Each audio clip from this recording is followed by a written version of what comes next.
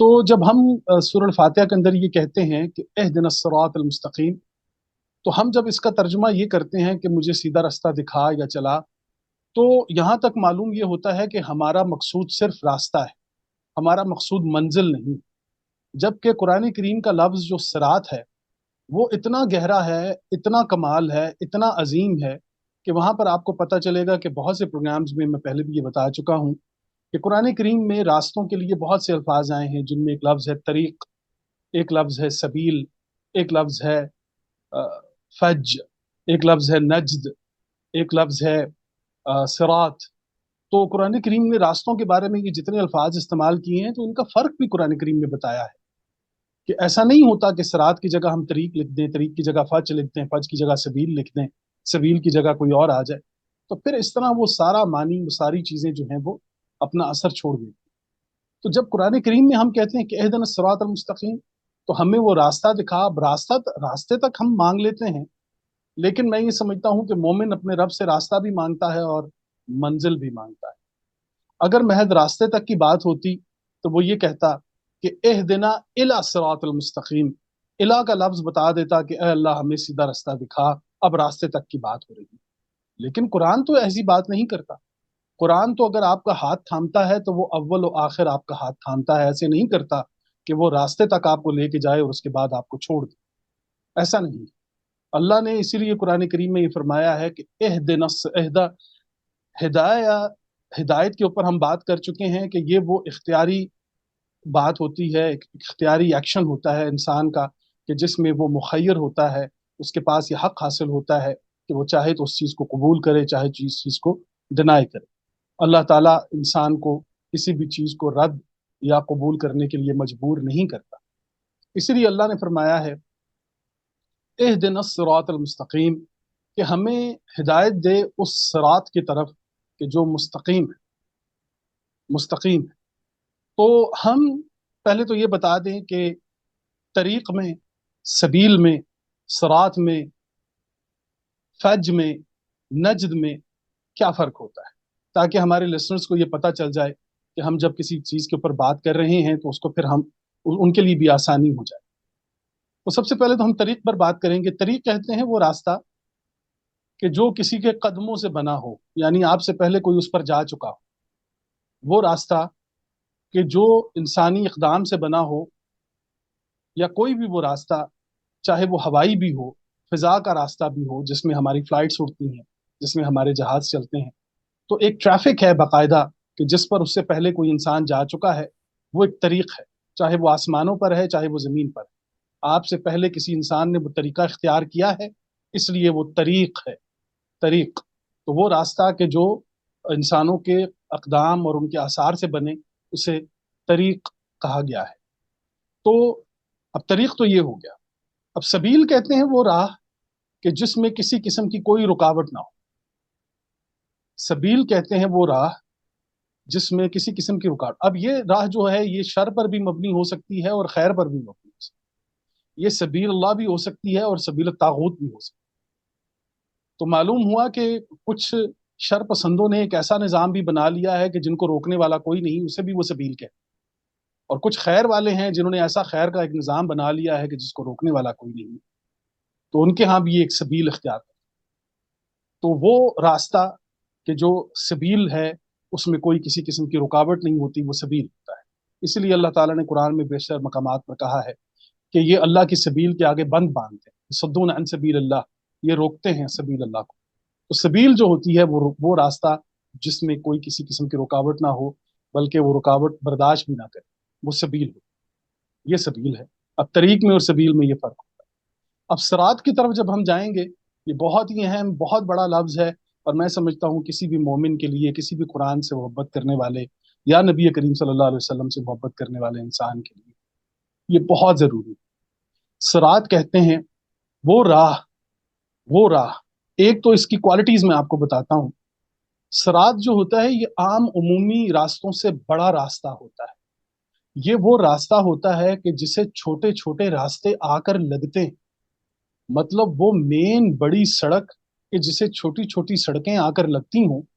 यानी कोई इंसान अपनी जिंदगी के किसी भी रास्ते में किसी भी मोड़ पर कहीं से भटक जाए, और वो रस्तों में चलते चलते दोबारा कोई एक सड़क उसे दोबारा उस रास्ते पर ले आए कि जो मेन हाईवे है या मेन जीटी रोड है या मेन मोटरवे है, तो वो मोटरवे कि जिससे तमाम तर सड़कें आकर जुड़ती हों, वो दोबारा उसे मौका मिलता हो अपने आप को ठीक करने का या मंजिल मकसूद की तरफ सफर करने का, तो उसे कुरान करीम सरात कहता है। सरात जो होता है ये रास्तों को निगलता है। सरात वो रास्ता होता है जो सफर को और रास्तों को निगलता है। उसका हजम इतना बड़ा होता है कि हम ये कहते हैं कि एक इंसान जब सफर पर निकलता है तो वो ऐसे ही आगे आगे बढ़ रहा होता है कि जैसे वो उस रास्ते को निगल रहा है अपने अंदर। तो सरात जो है, सराता अरबी जुबान में किसी भी चीज के गायब होने और निगलने के लिए इस्तेमाल किया जाता है। अच्छा, अब एक और भी रंग आप देखिए। सरात वो रास्ता होता है जो पहले कदम से लेकर आखिरी कदम जो आपने मंजिल पर रखना है, ये वो रास्ता है। ये अपनी मंजिल के साथ जुड़ा हुआ होता है, कनेक्टेड होता है। ऐसा नहीं होता कि तरीक की तरह एक हमें रास्ता तो मिल गया लेकिन हमें ये मालूम नहीं कि ये जा कहाँ रहा है। सबील की तरह हम आ तो गए हैं, अब उसमें रुकावट तो कोई नहीं है, लेकिन ये पता नहीं कि जा कहाँ रहे हैं।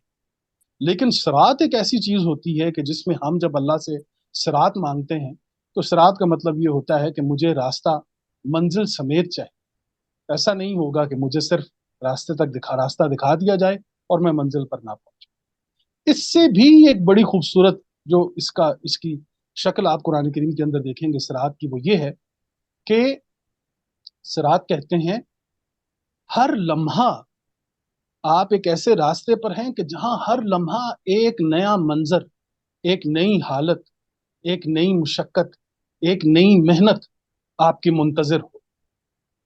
सिरात के अंदर एक मेहनत, मुशक्कत और बाबरकत जिंदगी आपको दिखाई देगी कि जिसमें एक मोमिन जो होता है वो जब किसी सिरात पर चलता है तो फिर वो, मैंने अर्ज किया कि जिस तरह मोमिन कभी कंफर्ट जोन में नहीं रहता, तो जो कंफर्ट जोन में रहने वाले लोग होते हैं वो सिरात का इंतखाब नहीं करते। सिरात का इंतखाब करने वाला इंसान जो होता है वो हर लम्हा एक नया मंजर उसका मुंतजर होता है। हर लम्हा नए हालात, नए मामलात, नई चीजें, नए चैलेंजेस, वो उन तमाम तर चीजों को कबूल करता हुआ आगे बढ़ता है। ये सिरात होती है।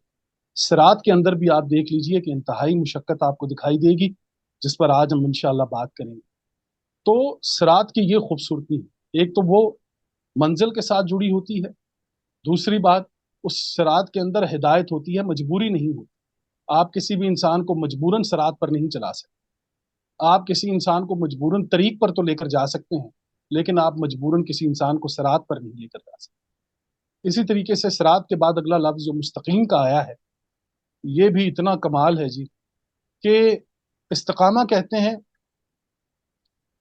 मैं आपको बता चुका हूं कि मैं अल्हम्दुलिल्लाह एक सहराई जिंदगी गुजार चुका हूं, और उस सहरा में उमूमी तौर पर होता यह है कि रोजाना अगर आप किसी गहरे बड़े सहरा सहरा में हैं तो रात अगर आपने कहीं टेंटिंग की है, कहीं रुक गए हैं आप, तो अगर रात तूफान आ गया, हवा चल पड़ी, तो वो पूरे का पूरे सहरा का नक्शा चेंज हो जाएगा, तब्दील हो जाएगा, क्योंकि रेत अपनी जगह छोड़ देती है। तो वहां पर नए टेले बन जाते हैं, नए पहाड़ बन जाते हैं और चोटियां बन जाती हैं।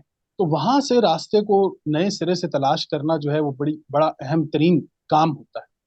तो फिर क्या होता है कि वो जो अमीर राह होता है, जो बताने वाला होता है बद्दू, वो एक ऊंचे टेले का इंतखाब करता है। बहुत ऊंचे टेले का इंतखाब करता है जहां पर वो उसके ऊपर चढ़ के उस चोटी पर पहुंच के सहरा का जायजा लेता है। हजरत अबू सुफियान के बारे में मशहूर है कि वो उन्हें अमीर सहरा का जहाज कहा जाता था, कि वो अमीर हैं उस सहरा के, वो जानते थे कि सहरा में सफर कैसे किया जाता है। तो ये अदा तो हमने खुद अपनी आंखों से उन बदबुओं के अंदर देखी है, तो ये जानते हैं कि सहरा में सफर कैसे किया जाता है।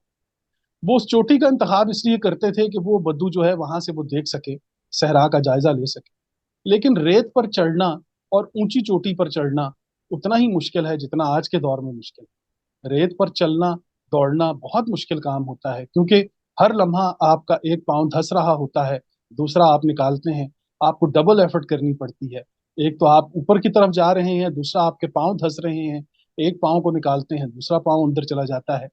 तो यूं वो ये इसी तरीके से अप डाउन की शक्ल में आप दूर से उसको देखें तो एक पहाड़ पर चढ़ता हुआ बद्दू जो है, उसके कदम जो हैं वो आप देखें तो वो बड़ी मुशक्कत के साथ एक कदम उसका रेत के अंदर धंसता है, फिर वो निकालता है, फिर दूसरा कदम उसका रेत में धंसता है, और वो यूं धंसते हुए कदमों से आहिस्ता आहिस्ता ऊपर की तरफ बढ़ रहा।